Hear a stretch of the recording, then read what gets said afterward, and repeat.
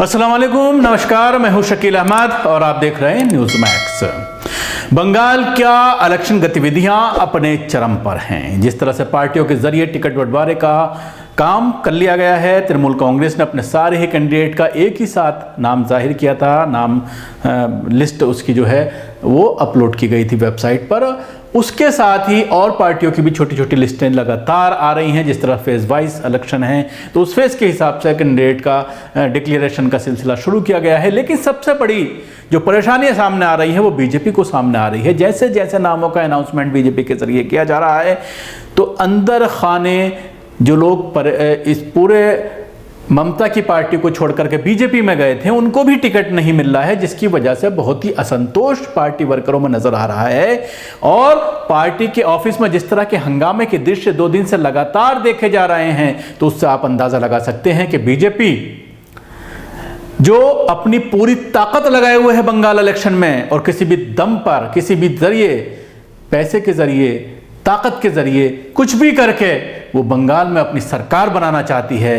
TMC से दर्जनों नेताओं को लगातार पिछले 1 साल से तोड़ने का सिलसिला जारी है। ममता की पार्टी से बड़े बड़े लीडर को तोड़ करके बीजेपी अपने खेमे में लेकर आई है। लेकिन जब टिकट बंटवारे का ये सिलसिला शुरू किया गया है तो उसके बाद से लोगों के अंदर, नेताओं के अंदर असंतोष है। खासतौर से उन लोगों के अंदर जो टीएमसी छोड़ करके आए थे और उन्हें उम्मीद थी, उन्हें ये लालच दिया गया था कि तुम्हें टिकट दिया जाएगा, तुम्हें फला इलाके से लड़ाया जाएगा इलेक्शन। लेकिन जब लिस्ट डिक्लेयर हो रही है तो उनका नाम लिस्ट में नहीं है, जिसके बाद पहुंच करके दफ्तर में तोड़फोड़ तक का मामला सामने आया और तरह तरह की धमकियां दी जा रही हैं इन लीडरों के जरिए कि हम सुसाइड कर लेंगे, हम ये कर देंगे, हम वो कर देंगे।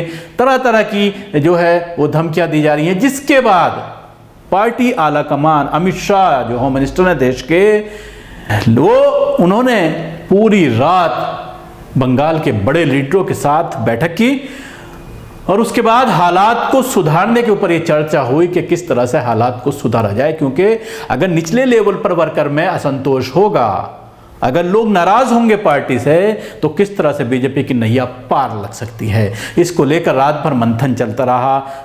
विजयवर्गीय, कैलाश विजयवर्गीय जो बड़े लीडर हैं पश्चिमी बंगाल के और जो और कई लीडर हैं, उनके साथ बैठ करके अमित शाह ने चर्चा की और उसके बाद दिशा निर्देश दिए गए हैं कि किस तरह से इस तरह के हालात पैदा ना हो, लोगों के अंदर असंतोष ना हो।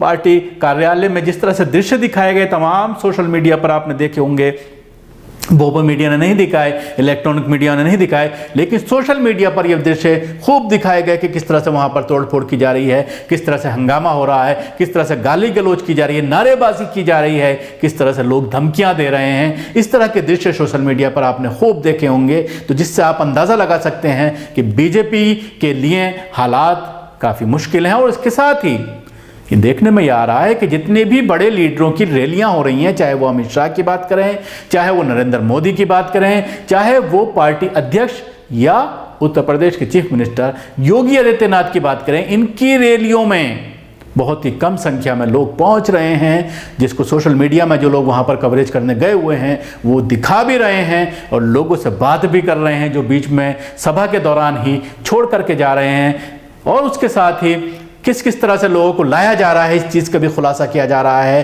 कि कितना पैसा खर्च ट्रेनों में किया जा रहा है। एक रैली में कई ट्रेनों को बुक करके उस रैली स्थल तक पहुंचाया जा रहा है।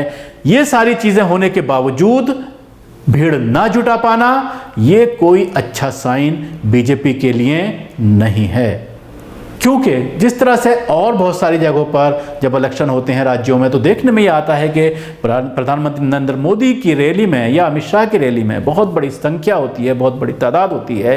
बिहार में भी जो है खूब भीड़ दिखाई दी, लेकिन बंगाल में इस तरह का नहीं है। और जो ग्राउंड रिपोर्ट लोग कर रहे हैं जाकर के, छोटे छोटे इलाकों में जाकर के जो बात कर रहे हैं, तो उसमें लोग दीदी के फेवर में ही नजर आ रहे हैं। दीदी के अलावा दूसरा नाम वहां पर नहीं सुनाई दे रहा। तो देखने वाली बात यह होगी कि विकास की बात जिस तरह से नरेंद्र मोदी बात कर रहे हैं, विकास हो गए या खेल हो गए, इन दोनों में जिस तरह से टक्कर है तो अब ये देखने वाली बात होगी कि कौन से नारे को जीत मिलती है।